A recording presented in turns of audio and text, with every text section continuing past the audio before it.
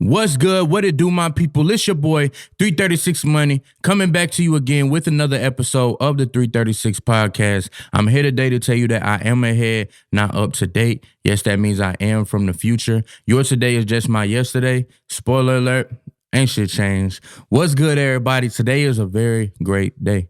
Let's all get ready, get excited for Super Bowl 56. It's here. The day is finally here. The biggest day in sports, the biggest game on the biggest stage. Super Bowl 56 will host the Rams and the Bengals. Yes, the Bengals are in the Super Bowl at LA. This will be the second year in a row that we have a team with a home Super Bowl. SoFi Stadium. It is going to be great. It is going to be big. This is just a crazy situation. I mean, you have a situation where on one end you have Matthew Stafford, who, you know, they traded for all these guys on the Rams. But Matthew Stafford, just that quarterback that's always been known to be a great quarterback, but hasn't had that playoff success. He's finally in the game of his life, the game of his career, a game that will define him.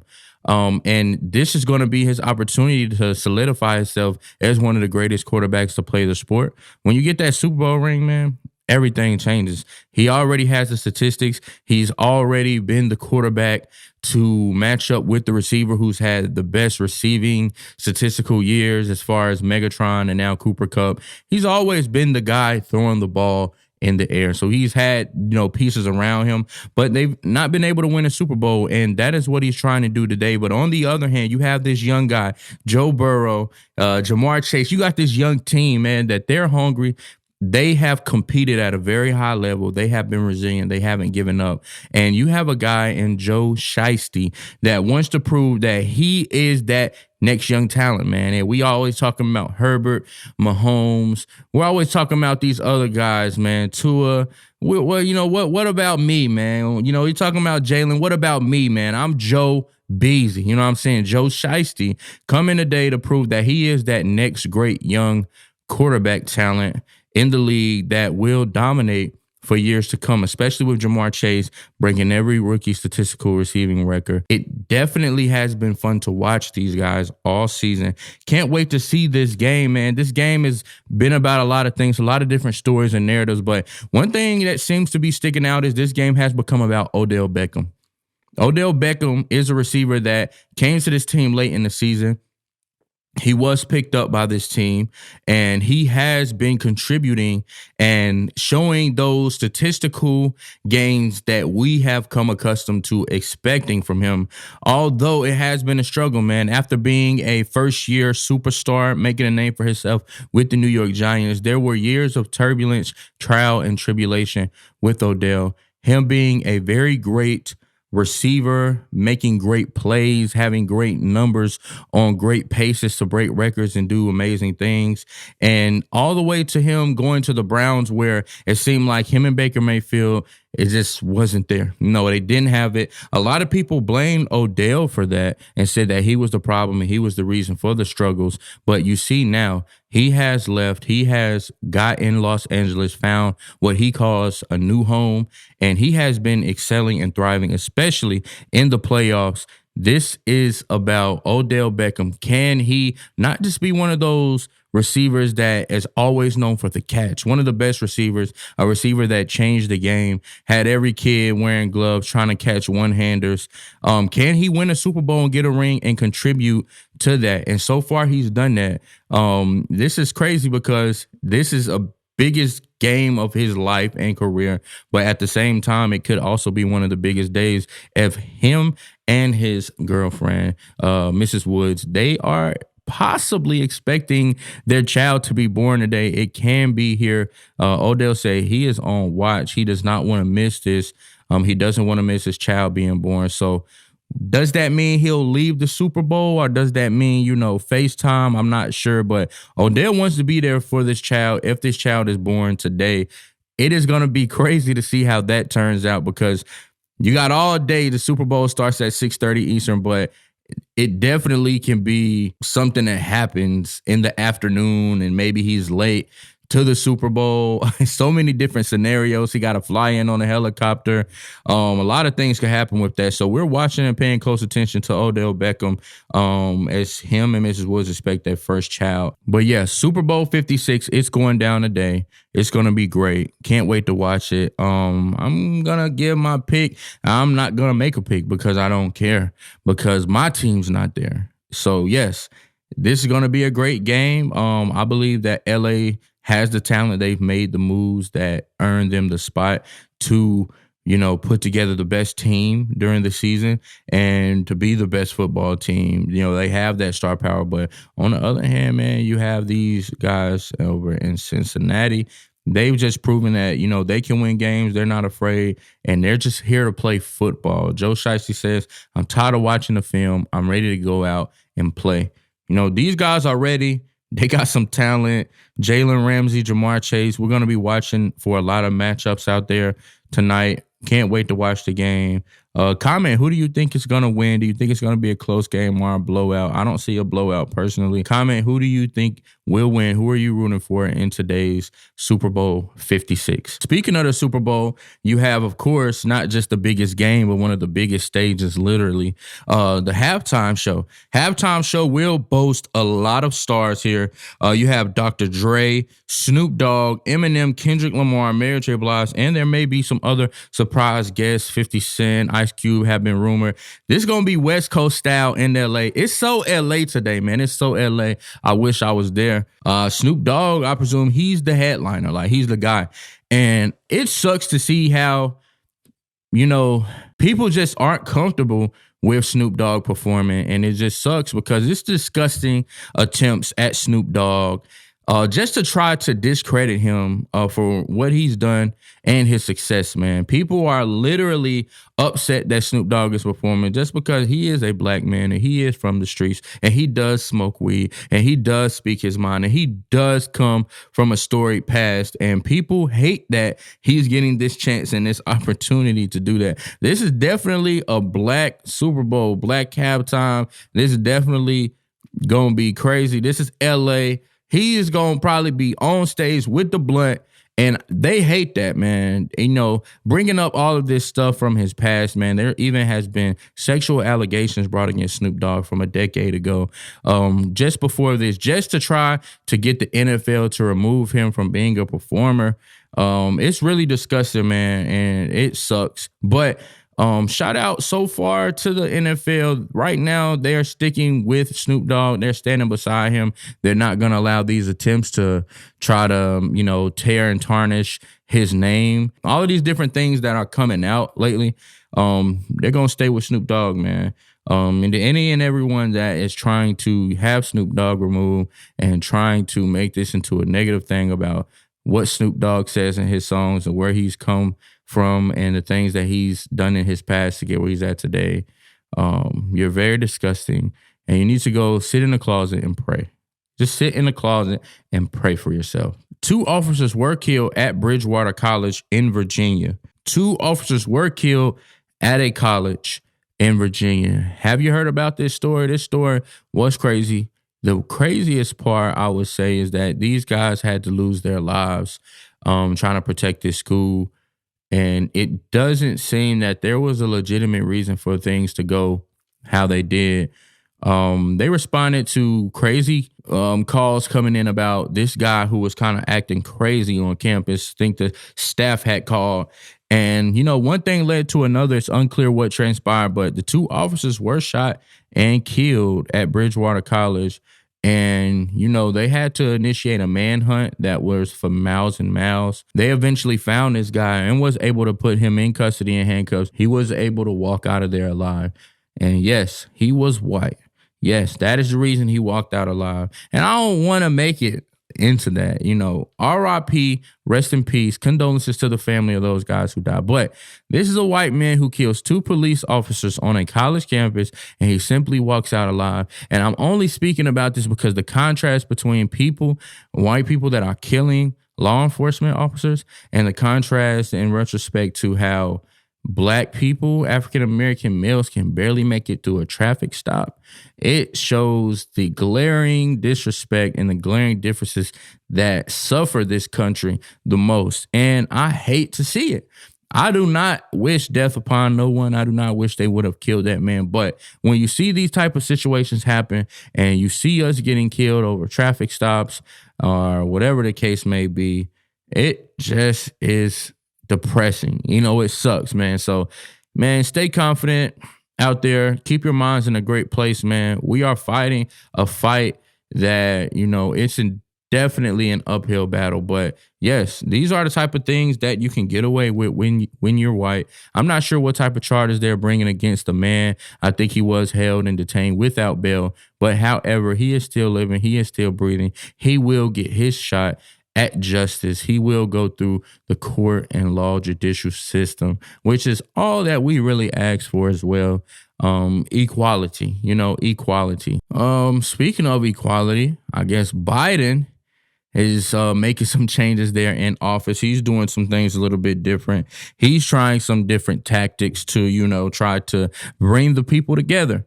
Biden's administration have been attacked recently for their attempt to what people call is a $30 million distribution plan to give out free crack pipes. Yeah, Biden's giving out those crack pipes, man. So, hey, Joe Biden, what's up? Take me out to dinner. He said, no. Take me to the trap. I'm going to take you to the trap. You know what I'm saying? Gives you that pipe. You know what I'm saying? But yeah, Biden's administration have been under fire for this, but it's actually interesting. It's very deep. I didn't want people to be fooled by this, like, oh man, he giving out crack. I don't know. What are you guys' thoughts? What did you guys think when you heard that? In my mind, I'm saying, you know what? This initiative to give out crack pipes is not as bad as it sounds. Again, if you could control how things are being done, you can kind of have a better control over the overall epidemic of drug use in America. But, again, I felt like, they're providing clean supplies. Disease transmission will probably drop amongst that crowd. And I understood it. Now, $30 million could be better spent elsewhere. I will definitely tell you that. I'm not arguing that, but the whole initiative and the idea, I thought it was, at the right time at a different place, it would be a great initiative. I would rather put $30 million into homelessness.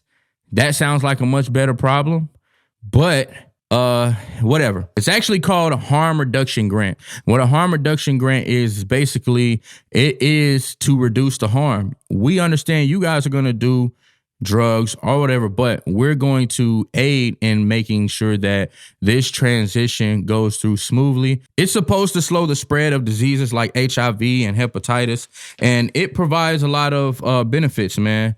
This program provides what's called safe smoking kits, syringes, alcohol swabs, lip balm, pipe stems and mouthpieces, as well as other first aid related equipment, is a part of the things that, people will find in these safe smoking kits. So yes, while they are really heavily based on this crack pipe thing, that's not the biggest thing. The biggest thing is, these syringes really, they just say like even the distribution of these kits is a small part of the budget. But a lot of people talked about this, man, about, Biden, he's doing all of this and giving out free crack pipes. And, that was just pretty much people over exacerbating what actually was going on.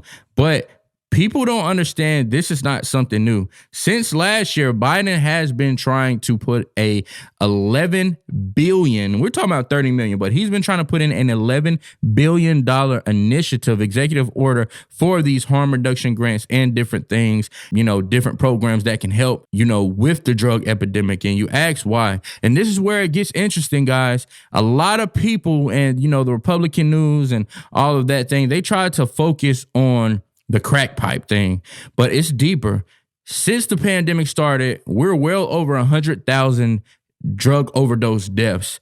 Those drug overdose deaths, that is over a 30% raise in the normal deaths that we would see during that same time period. And what it is the introduction of new drugs, such as fentanyl. That is one of those things, man. All these processed, manufactured drugs is what's causing these overdoses. And again, now we start getting into the root cause of the issue. 100,000 people are dying. This number jumps up over 25%. This is a huge problem in our country. And yes, Biden is willing to spend $11 billion on trying to make sure that we can get a handle on this drug epidemic. But of course, it's not crack, because crack is black. You know what I'm saying? Crack is a black drug. You know, that's a drug, you know, for cheap in the hood or the projects. You know, that's what that's considered. You know, you don't think about, you know, most of modern America being on crack. You think about the hood, the gritty, the African-American, underachieved, underserved, underprovided for communities. So when we seen this crack pipe thing under Biden, he's not helping black people, is he? Nah, he's not. He can't be doing what he said he was going to do before, you know, the black vote voted for him and put him in office. He can't be trying to stay true to his word, not Joe Biden. It's just impossible. So we did a little research and we found out that, yes, there has been a rise in drug overdose deaths. And yes, it is becoming a big problem. It has gained national attention within the government, but it is because of the opioid epidemic, opioid use, fentanyl. You know, heroin, these type of drugs, pills, all of those things, you know, that's more of the white drugs, you know, not to differentiate, you know, people do both, but these people that are getting killed are white Americans. That is why this initiative is being brought out. One of the main keys, and if you look into this, it's over 150 pages for this initiative, or I think it's 75 pages for this particular initiative. It is talking predominantly about syringes. They don't say anything about crack pipes. And the White House was glad to combat this story, saying we're not giving out crack pipes. And it felt honest about saying that that's not their intention. Yes, because they're giving out free syringes because you don't shoot crack.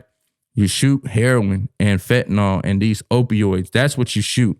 And that's what you get in your system. And that's why they want to give out these free syringes, so that these white American drug users do not contract these different diseases and spread these different diseases, to where not only does the drug use start to affect the white community, but the spread of these diseases starts to affect the white community. Yes, unfortunately, black people, it was seeming like this was for the underachieving. This is specifically what the text says, for these underachieved communities, or poverty communities that have, you know, less resources. That is what this 30 million will go to. But nope, unfortunately, it's not for the drugs that we tend to use in our communities. It's not for us. We're not going to be able to use this syringe to smoke crack, unfortunately. So it's not going to do you guys any good. But the white Americans that are neighboring in these communities, they'll be able to benefit greatly from this $30 million initiative, which eventually may turn into $11 billion.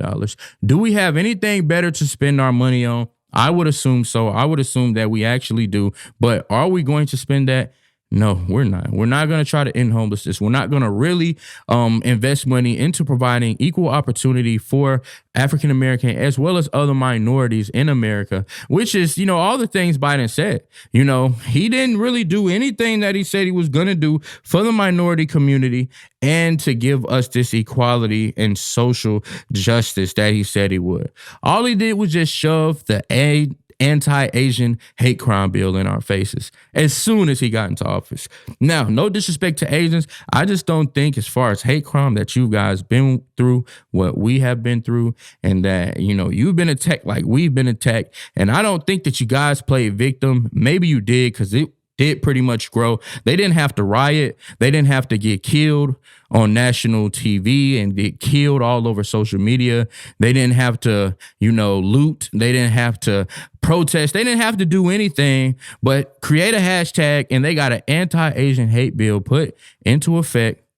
Meanwhile, the mirage is that Biden's giving out crack pipes to help the black community and slow the spread of disease. But in reality, this initiative is specifically based on the rise in drug overdose deaths due to the opioid epidemic. So what do I say to my people? Don't be fooled. Just get schooled, man. Do your reading, do your research. I'm here to give you the answers. I don't always have them, but I know we can get them together. I just provide information most of the time, man. But I'm giving my perspective. This is what's really going on, man. It's your boy, 336. This is another episode of the 336 podcast. You can catch us here every Sunday and Wednesday. Please tune in, subscribe to the channel, like this video, comment what your thoughts are, what you think. Make sure you turn on notifications so you do not miss an episode. Y'all guys, stay safe out there, and most of all, stay sucker free. It's your boy 336. Zero.